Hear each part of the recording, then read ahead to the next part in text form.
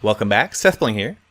Today, Mojang released Minecraft Snapshot 14w02b. It's the first snapshot of the new year, and it contains some pretty cool stuff. Starting off with slime blocks. These are new, very bouncy blocks. They prevent all fall damage, and they kind of bounce you upward if you land on them. They don't bounce you off the sides or anything. There's a lot of really cool stuff with this snapshot though, and some big changes to the way enchanting works and villagers and stuff. I'm going to go over all that in this video. Thought I'd start off with the slime blocks since they are the coolest thing probably about the new snapshot. They're very bouncy. Ooh, that's interesting. If I land right on the side of it, I wonder if I take fall damage. Yeah, I do. So you got to be careful, I guess, with these things. But yeah, if you walk on top of them, it slows you down a lot. Even if you're on top of a slab that's on top of the slime blocks, still slows you down. You notice that as I walk off the slabs, I do bounce. Pretty cool. And you can still bounce on top of carpet. That's very bouncy, but it's not so bouncy if you're on top of the slabs. But if I land on them, yeah, I still take damage. So be careful around this stuff. But it is really fun. I'm looking forward to playing around with it. There's a lot of cool stuff you can do with this stuff. Okay, there's new blocks. There's 3 different kinds of stone, I guess. If I go open up the creative menu, we can see they're called granite, and there's polished versions of all these. There's granite, diorite, and andesite. And I don't really know what those are in real life. I assume they're real stone materials. They're found naturally. You can craft the polished version by just putting 4 of the unpolished version in a square. Just like you would craft a crafting table out of wood or whatever. There's also new recipes, so if I go ahead and grab some stone brick slabs and stone bricks and slimes, let's take a look. So we got the chiseled stone bricks, which was previously unable to be crafted, and we got mossy stone bricks. So yeah, that's pretty useful. Those are things you couldn't craft before, and I think those are nice recipes. Alright, so Enchanting got a huge update. It works quite differently now. So let me grab some things out of this chest. I'm going to grab... Okay. Well, that's different too. Wait, no, it's not different. I see. I was trying... Yeah, okay. I don't know what was wrong with me. So let me grab... I see. Okay, because I'm in the... Yeah. Alright, I'm going to grab items out of this chest anyway. I'm going to grab lapis too, because lapis is actually now required for enchanting, although I guess not if you're in creative mode. And so if I come over here, we can see the interface has changed a little bit. There's a spot for the item here, and there's a spot for up to 3 lapis here. And so if you hover over the 3 enchants that cost the different level amounts, you can see one of the enchantments that's going to go on the item. So right here I can see Bane of Arthropods 4 is going to go on this sword if I try and enchant it. And since I'm in creative mode, I don't actually need the lapis. But if you don't want Bane of Arthropods 4, which you might not, you can enchant something else. So like this diamond pickaxe, Unbreaking 3 sounds good. So if you were in survival mode, you'd have to put in the 3 lapis. I'm in creative mode, so I don't. So I got Unbreaking 3 and Efficiency 4. That's a perfectly fine pickaxe. And now when I go to put the diamond sword in, I can see this enchantment will now have Unbreaking. So you can actually control what you're going to get, and so you no longer need to get that Bane of Arthropods necessarily. Although who knows, maybe I'll still get it. I got Smite, so not a ton better, I guess. But at least it gives you some control over what you're doing with enchanting. So I think that's pretty cool. Lapis is kind of rare, but with a good fortune pickaxe, you can get a lot of it. So I don't think that's too bad for the cost there. Repairing is a lot cheaper now with anvils. So if I have a diamond pickaxe, you can see to repair this diamond pickaxe to full only costs 3 levels. Let's see what happens if I enchant it. So let's get a level 30 enchant. So Unbreaking 3, Efficiency 4, Fortune 2. This would have cost a lot to repair before. What does it cost now? So if I repair it fully, it only costs three levels. So it's pretty good. Also, renaming only costs a single level. So Awesome Axe, whatever. So it only costs a single level. So it's much cheaper, and Yeah, it's pretty cool. I think this generally makes enchanting actually a little bit more useful overall. So I think those are cool changes, but we'll see how it all bears out. I don't know if we've discovered everything about it yet. We often, when we get new snapshots, it takes a while to figure everything out. So yeah, so now I'm going to show some of the changes to villagers. If you have an existing villager in your world, it's not going to change at all. Whoops. Let's punch you guys. If you have an existing villager, it's not going to change at all, but newly spawned villagers are going to have different trades. So let's see what we got. First of all, you notice at the top it says the name of the villager, so toolsmith. So there's different types of villagers even within, even if they have the same color robe. So here we have a shepherd, and okay, that was a bad example. Let's see if I can get two that are different. This guy's a farmer, so even though they both have brown robes, they're different types. So I think there's probably a lot more variance. That I think they got pretty much revamped in terms of what they offer, although some of these will look the same. Now you'll notice I just spawned this guy and he's already got 2 trades, so that's different. We've also got enchanted gear, pre-enchanted gear, so you can see what you're buying with enchantments. I'm pretty sure that's new, although I'm not 100% sure. These all look familiar. What do we got? Wool for emerald. Shears, that's still a crappy deal.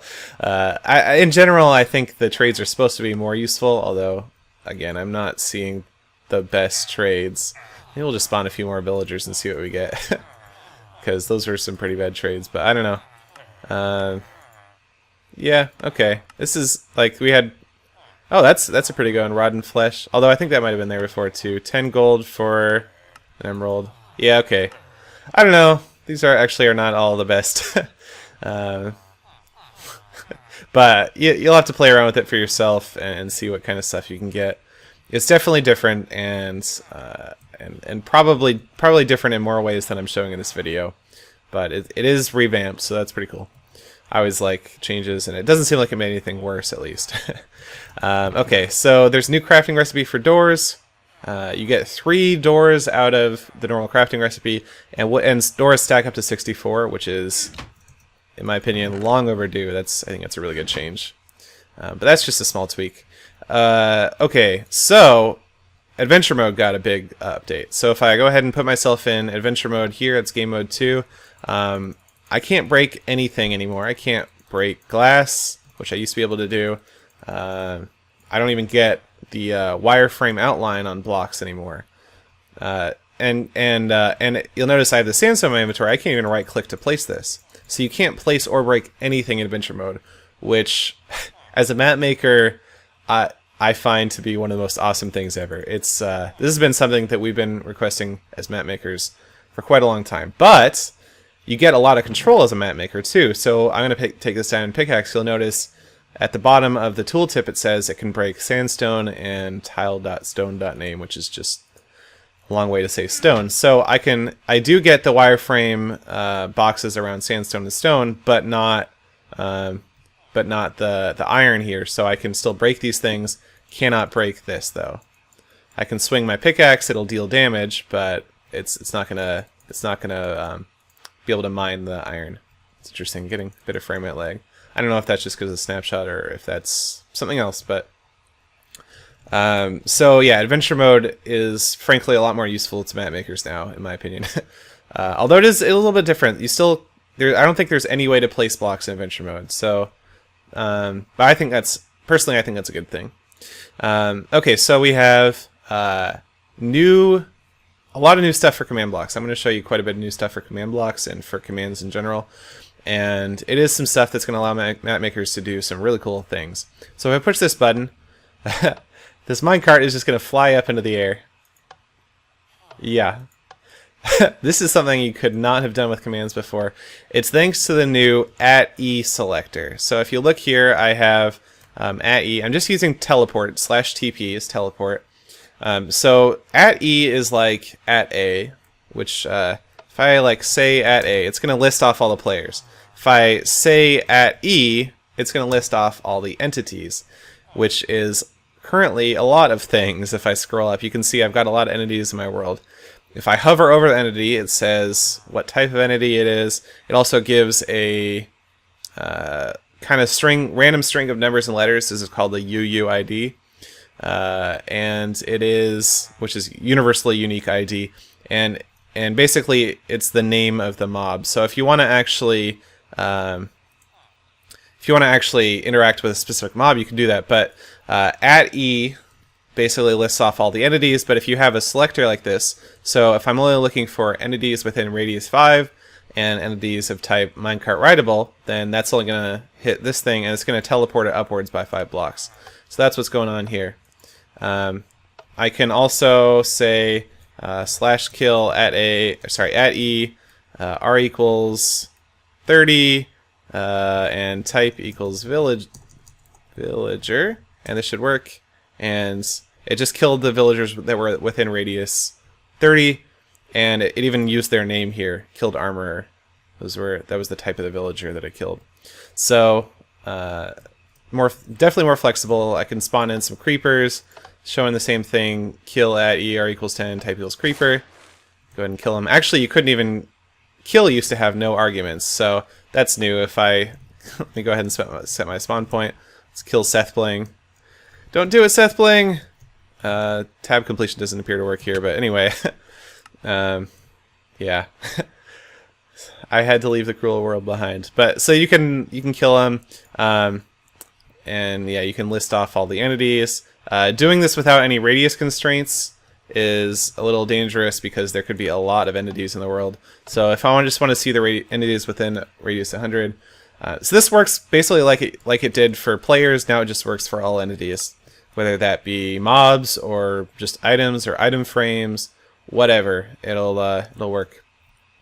You can use test4 with these. Basically, most commands that will work with players work with entities now, which is, needless to say, extremely flexible for, map makers, people that make things with command blocks. So, really cool. Okay, so what do we have here?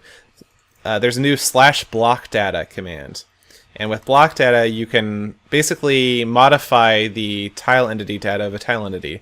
A tile entity is something like a chest or a furnace or yeah, there's other ones, but chests are one of the main kinds of tile entities.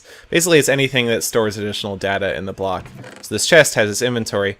Now, it's got nothing in it, but I'm going to set the block data, and it basically merges the data that you provide with the data that exists for the block. So I'm adding an item here in slot 13 for the chest. You can see it's slot 13 because I've written it over here. And when I click this button, it's going to go ahead and put 10 golden apples in this chest. If I click the button again, it's basically going to overwrite that slot with 10 golden apples. If I go ahead and put some diamond blocks there and then push the button, it'll overwrite the entire items selection. So everything that's in the chest is going to get overridden with just the golden apples in the middle. And if I take them out and push it again, obviously, yeah. So, and there's other things you can do with that. So there's a new piece of NBT tag for tile entities that have inventories, so like chest, furnace, whatever, and it's called lock here. So right now I've got all my diamond blocks in here, but I can lock this chest by basically setting the block data of this thing to have a lock string. This text can be whatever you want, but I've chosen secret. So if I press this, it's going to lock the chest here. Now if I right click, it makes a little door sound and says chest is locked. So, and then I can clear the lock by using this command, and I can get back into the chest again. So that's something pretty cool for map makers. You can lock chests, and I don't know. There's probably good ways to have to give players the ability to do keys.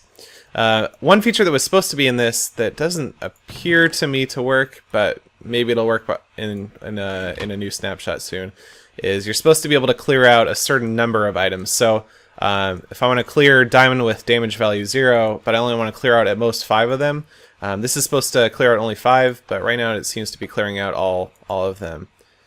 So I do think this is a little bit broken, but probably in an upcoming snapshot this will be fixed. Or maybe I'm using it wrong. It could always be that. There's a new... the difficulty now is now saved per world. Okay, that was said now a lot. So if I change the difficulty here, that only applies to the world that I'm in currently, and if I go into another world, it's going to be in whatever the default difficulty is. So I think that's awesome. I think that's the way it should be. You can also lock the difficulty, and it brings up this screen. Are you sure you want to lock the difficulty of this world? This will set the world to always be normal difficulty, and you will never be able to change that again. So if you want to lock in your normal mode or peaceful mode or whatever, you can do that, so that if you say you're releasing a map or something, you can make sure it's in the correct difficulty for the players that are going to play it. Those don't work. There is a bug currently. This is unintentional. I've asked Dinnerbone. It is unintentional. Water would have flown just straight into this pit and not gone everywhere, but right now it goes everywhere. So that's a slight change, and that's probably going to affect terrain generation if you generate a new world in this snapshot. But yeah, like I said, Dinnerbone has told me that that's not intentional. That'll be fixed in an upcoming snapshot. So I think that's about all I got. There's some new performance improvements. The main world and the Nether and the End are all run on separate threads now, which is a really good improvement. Can't talk today. And there's slime blocks, which I think are awesome. There's a lot of new stuff that I think is really good. Of course, anytime you change something, there's always going to be people that complain, but I really think that the new changes to the enchanting system and villagers are probably good in the long run. So, and I'm definitely looking forward to playing around with the new slime blocks, all the new stuff you can do with entity selectors and adventure mode and everything. Some really, really cool stuff that'll open up a lot of possibilities for the future. If you'd like to see the full changelog for the 14w02b snapshot, you can check out the link in the video description. I have a link to the Reddit post, which basically details all this stuff. You can look up all the crafting recipes and everything. That's about it. Thanks for watching.